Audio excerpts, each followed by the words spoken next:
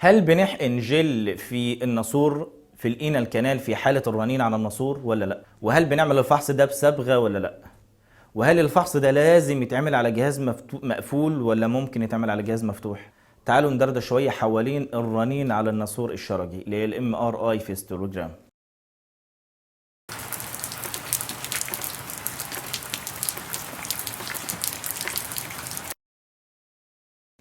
رنين على الناسور الشرجي اللي هو الام ار فيستولا او الانال كانال فيستولا او البارا انال كانال فيستولا ام ار اي. ده من الفحوصات الغير تداخليه واللي لازم او يفضل علشان لو ناس بتزعل انه يتعمل على جهاز رنين مغناطيسي مقفول. طيب المريض بيخاف انه يدخل الجهاز المقفول وبيعمل كذا، هي كن او لا تكن.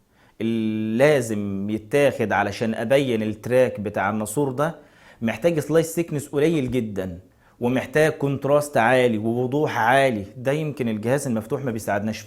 قبل ما نبدا الفحص ده والمريض يغير هدومه، في تكه في الفحص ده احاول اخد بالي منها وانا بعمل الفحص ده. اولا زي ما قلنا لازم يبقى جهاز مقفول رنين مغناطيسي مغلق 1.5 تسلا، باخده بسلايس سيكنس قليل جدا حوالي 2 مللي، باخد عدد صور كبيره في كل سيكونس حوالي 40 صوره لكل سيكونس، بحيث ان انا اجيب من بدايه القولون علشان لو في اكستنشن للتراك للناسور ده واصل للقولون او نازل لتحت في بدايه الفيمر، فبغطي المنطقه دي بالكامل وباخد الفي او اف تكون قليله علشان يبقى فيه كونتراست عالي او وضوح عالي. دي يمكن التكه في الفحص. التكه الثانيه في الفحص ده واهم حاجه فيه هي الكرونال ستير والاكزيال ستير يكونوا واخدين حقهم في الوقت، وزي ما قلنا بسلايس سيكنس عالي وفي او اف قليله ووقت عالي جدا ووقت عالي او وقت كويس في الفحص ده. طيب ازاي نشتغل الفحص ده؟ المريض بيجي لغرفه الفحص بيغير هدومه بالشكل ده، بستخدم البودي كويل. يفضل ان المريض طبعا يدخل برجليه ويبقى صوبين.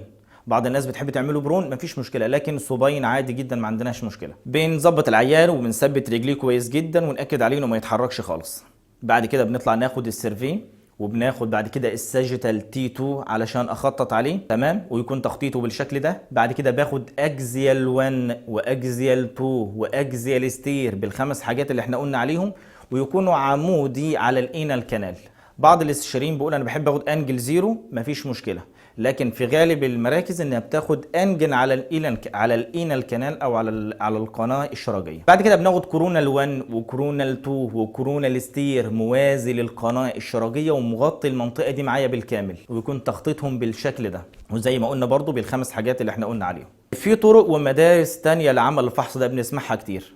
هل الفحص ده بيتعمل بالصبغه اي في؟ مفيش مشكله، خد الحاجات اللي احنا اتفقنا عليها واحقن صبغه اي في، بعد كده خد اكزيال 1 وكورونال 1 وساجيتال 1 بعد الصبغه، مفيش مشكله. في بعض ناس بتحقن جل وبتركب كانيولا في الناسور ده وبتحقن جل او بتحقن صلاين، ما يضرش. في بعض ناس كانت بتركب، وان كان الكلام ده قديم شويتين، بيركب قسطره في الشرج ويحقنها ويملاها جل يقول لك علشان امشي واخطط عليها، برضه ما يضرش. في بعض ناس بتحقن صبغه جادولينيوم في الناسور ده وعلشان تصور، برضه ما يضرش. لكن في الغالب اللي احنا قلنا عليه في الاول خالص ان هو اصلا من الفحوصات الغير تداخليه، هو بعته الرنين اصلا علشان العيان ما يتبهدلش وعلشان انت تاخده سلايس سيكنس قليل جدا حوالي 2 مللي مثلا وتبين التراك دي او الناسور ده موجود ولا لا ومفتوح ولا لا وواصل لحد فين بالرنين المغناطيسي بدون ما ندخل العيان في متاهه. بعض الناس بتحب تعمله برون، برضه مفيش مشكله، لكن برضه زي ما اتكلمنا قلنا في الغالب اللي احنا قلنا عليه في البدايه. خلص الفحص، دمتم